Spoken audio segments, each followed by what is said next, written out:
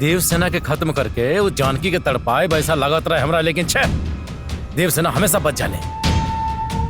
वो जानकी के तकलीफ पहुंचावे खातिर और हम का कर सकीले।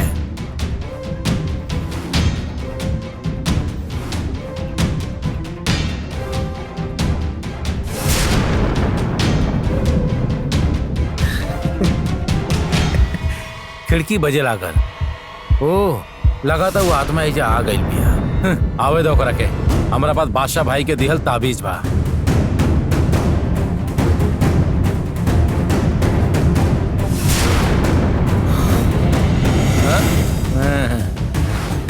तू आ गई जानकी? हमके ढूंढने तू यहाँ आ गई। बोला का काम बा? तहार मौत के समय नजदीक आ चुकल है, यह बताए खातिर हम एजा आइल रहनी। जब तक हमरा पास बादशाह भाई के ताबीज बा तब तक तू हमरा के कुछ ना कर सकेलू। तोके मारे खातिर हमके तोके छुए की जरूरत नहीं थे। ओ, हम चाहिए तो तोके अभी यह वक्त मार सकेंगे।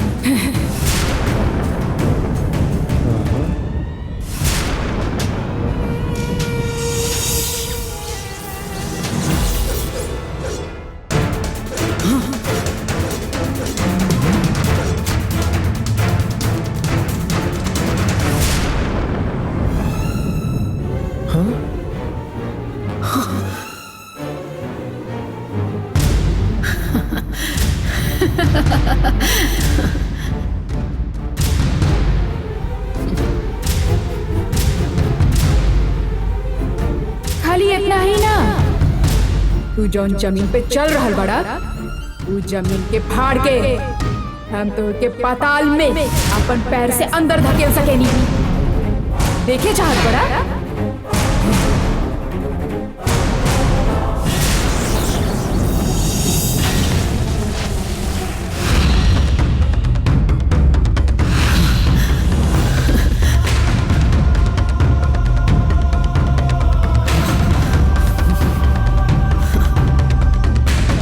हिम्मत है तो आगे कदम बढ़ा के दिखावा, देखल जाओ।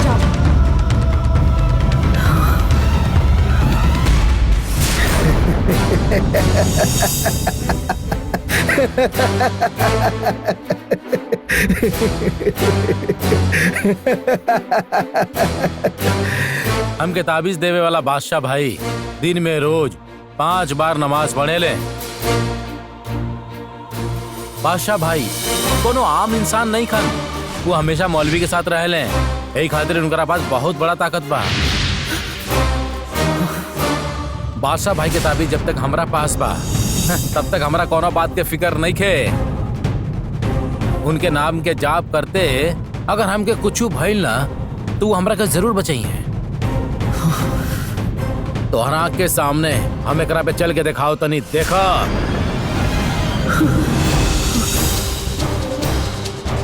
इंशाअल्लाह।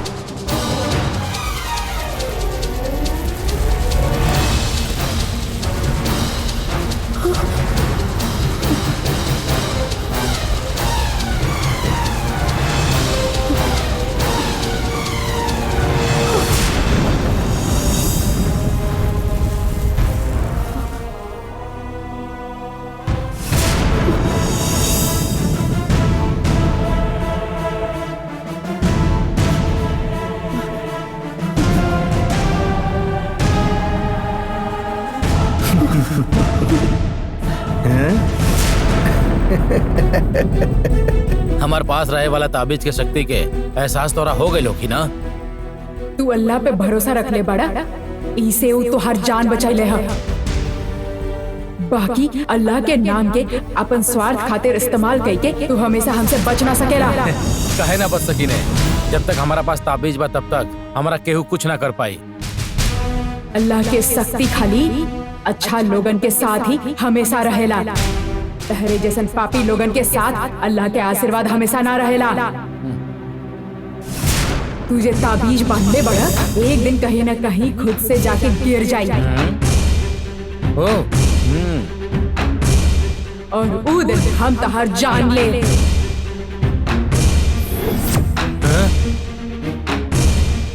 ताबीज तो हमसे कबो दूर ना चाहिए, लेकिन तू अपन बेटी और पति के मरे से हमरा हाथ से ना बचा सकेलू।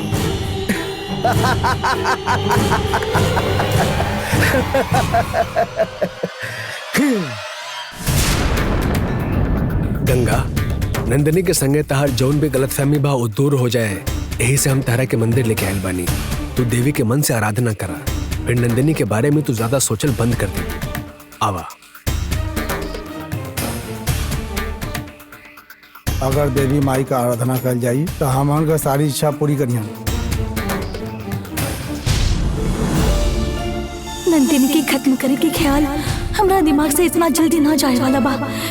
हे माते, अब रउआ ही हमारी इच्छा पूरी करे में हमारी मदद करी, हमके आशीर्वाद दी। ये लीजिए, आइए। हाँ। चल।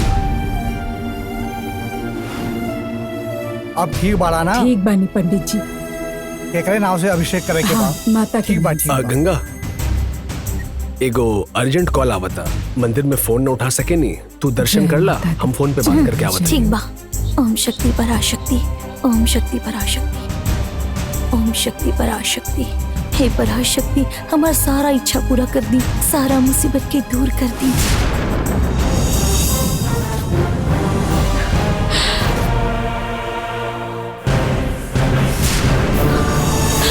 तारा के पूजा करे खातिर ना भेजब ऐसे कहे के बाद उ नाग नंदिनी हमरा के मरले।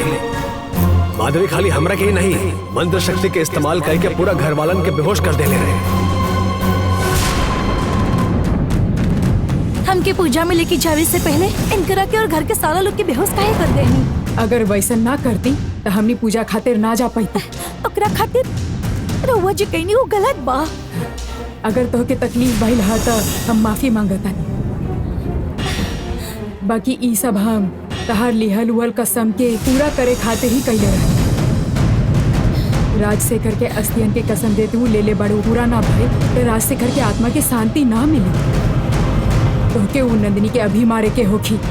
हमारे दिमाग में सिर्फ नंदिनी के कैसे मार सकेनी यह चलत रहेला, लेकिन नंदिनी के कैसे मारी यह समझ में ना आ रहल बा। वो दिन सेनाएगी ओकर मदद कैले रही, यही से नंदिनी के जान बच गई।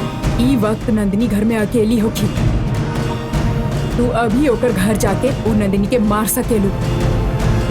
नंदिनी हमेशा कैसे भी करके बच जाएगी, हम ओकरा के कैसे मार सकते? हर राशि में आज यश के प्राप्ति है ऐसा लिखल है।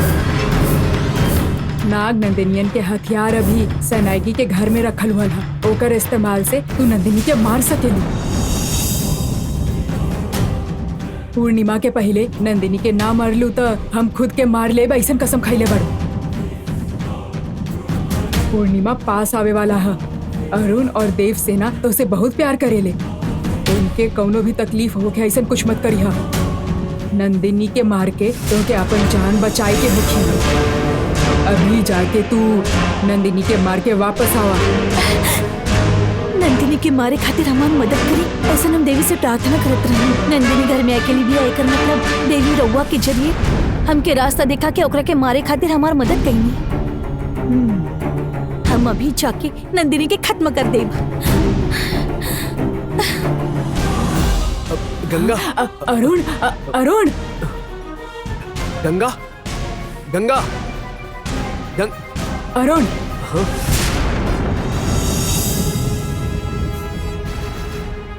गंगा के मत रोका ओकरा जायद।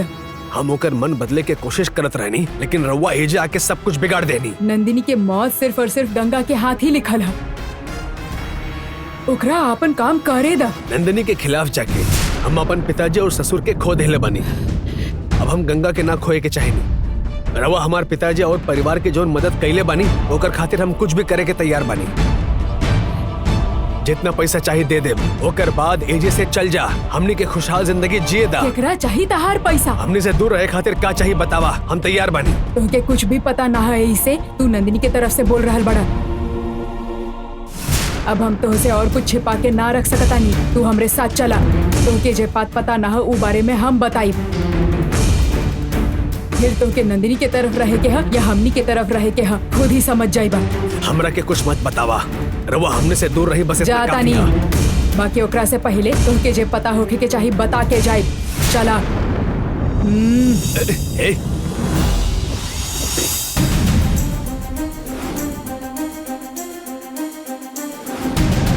कितना भी पकड़े की कोशिश कर ले, लेकिन वो मायावी शक्ति हमारा हाथ से बच निकले।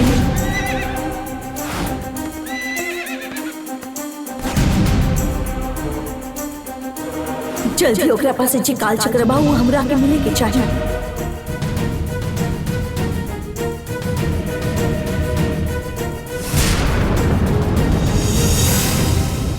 हम यहाँ तो के मारे खातिर आई बनी, हम तो के ना छोड़ो।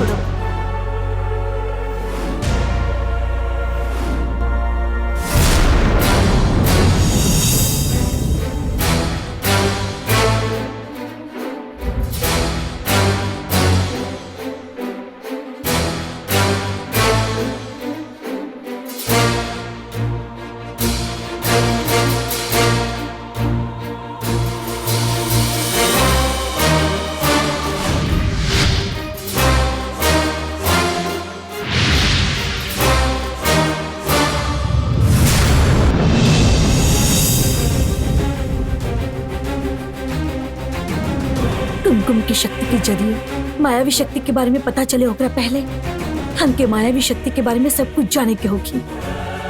ओकरा खातिर का करे के होगी?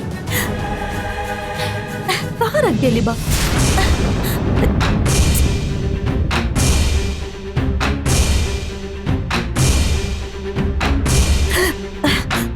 वो हथियार शहनागी के घर में रख ले बा, ऐसा मादी कह ले रही, लेकिन वो हथियार बा कहाँ?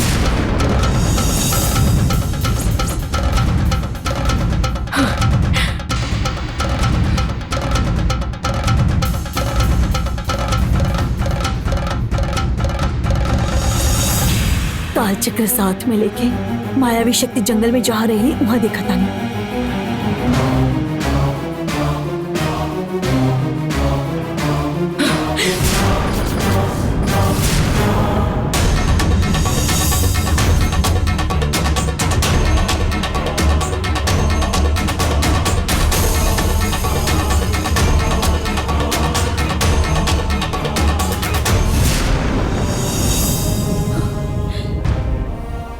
दिन कतरू महादेवी के जन्म नक्षत्र पे तहार मारे की फैसला कैले रहनी, तहार नसीब से तू बच गई लू, लेकिन आज तू हमसे बिल्कुल भी ना बच पाईबू। रुका गंगा, ऐसा गलती मत करा। तोरा के अभी तक जिंदा छोड़ले बानी उहे गलती बा। अब हम तो के जिंदा ना छोड़ब। हमके मौत से डर ना लगेला गंगा, लेकिन हम तोहार सगी बहन बाड़ी जाने के बाद तू हमके मार देलू तो बात के तोहरा के बहुत अफसोस होगी। हमार मौत के तो के तकलीफ ना हो ऐसे। हमार बात सुनो गंगा, हम दोनों में कोनो भी रिश्ता नहीं थे। ऐसा हमके ओ दिन शहनाई दीदी बतौले रही।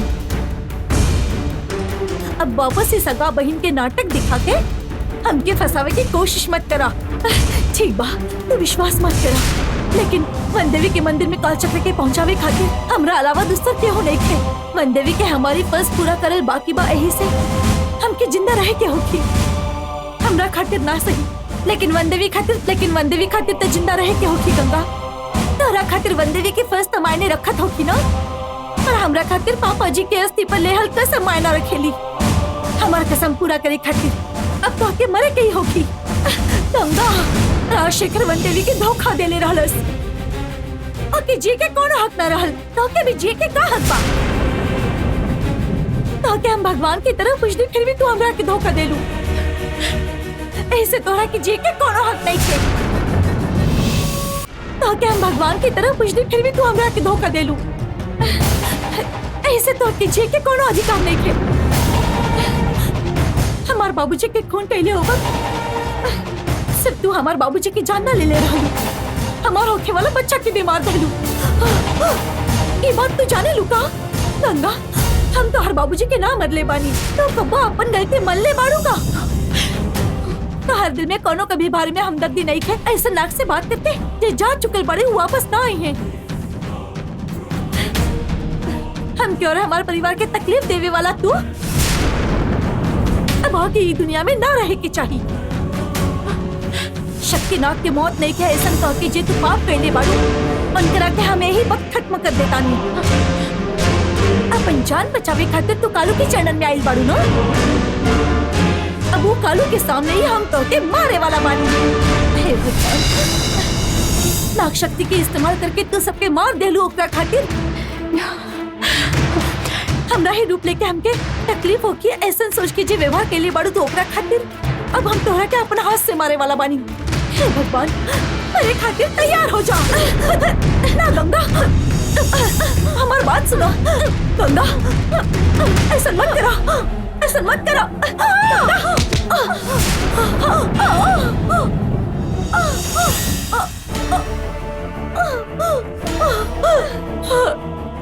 अभी हालत में हमार बात सुने खातिर तैयार नहीं हूँ। पिताजी के अभी तक हमके तो के यहीं पर रोके के होगी, शायद तब तक तोहर गुस्सा कम हो जाए।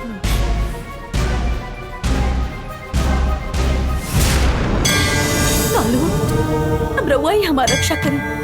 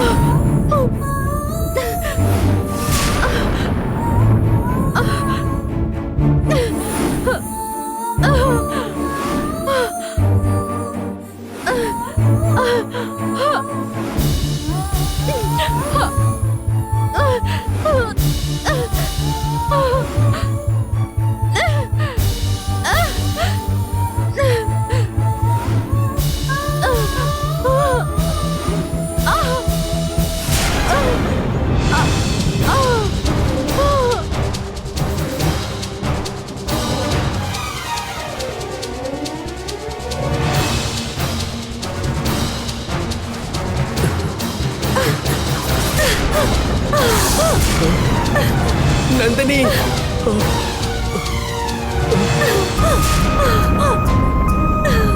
नंदिनी, बेटा, नंदिनी, नंदिनी, नंदिनी, तारा के मारे के कसम के आखिर गंगा पूरा कर ही दे ले।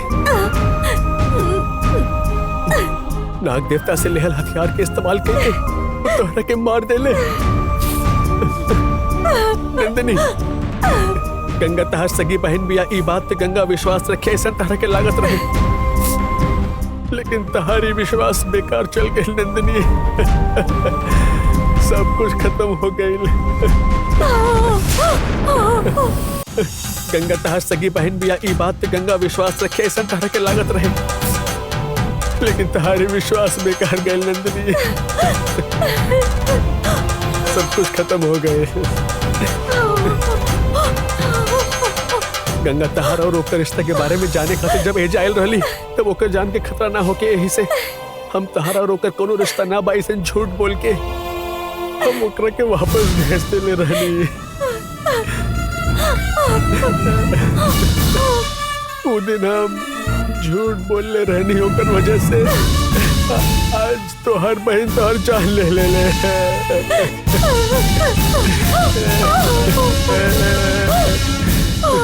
तार माई पार्वती भी हमार संगे ज्यादा दिन तक जिंदा न रहली। हमार बिटिया हमरा वापस मिल गल भाई, बात से हम बहुत खुश रहनी, लेकिन वो खुशी भी ज्यादा दिन तक ना टिक पाए। हमार छोटी बेटी हमार बड़ बेटी की जान ले ले। कभी भी केहू के संगे ना होके के चाहिए। हर माई पार्वती के टुकड़ा टुकड़ा करके मार दहले रहे। वह देवी के मंदिर पूरा तरह से तहस नहस करके काल चक्र चुराए वाला के तू खत्म कर दहलू। गंगा के पाल पोस के बड़ा करे भाई वो माया भी शक्ति मार दहले, लेकिन तू ओकरा के मार देलू ऐसे लागत रहे। और ये बात के गुस्सा दिल में लेके गंगा आज तहरा के मार देले।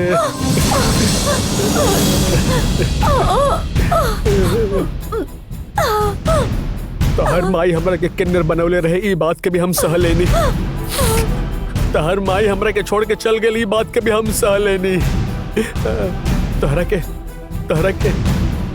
के खोए के दुख हम बर्दाश्त ना कर सका, बर्दाश्त ना कर सका। कालू तहार सामने तहार चरणों में पड़ल तहार गंगा के हम वो मंत्र की वजह से महल में पहुंचा देले रहनी और गंगा के मदद से बिल में फसल नंदिनी के बाहर निकल ले रहनी। कहा ओकरा के गंगा के हाथ से होकर मौत होए खातिर निकल रहनी का एकरा मारे खातिर ओहिजे भेजले रहनी का। गंगा के अगर हम खुद पाल पोस के बड़ा कैले होती तो शायद आज नंदिनी के समझ ले होत। गंगा के हमरा से दूर कई के तो ओकर ही हाथ से हमार नंदिनी के भी मार देले। सब कुछ तहार आगे के मुताबिक होते हुए भी तू हमार ऊपर ऐसा नौबत काहे लेके अइला कालू? ऐसा नौबत काहे लेके अइला कालू? कालू कालू ऐसा नौबत काहे लेके अइला?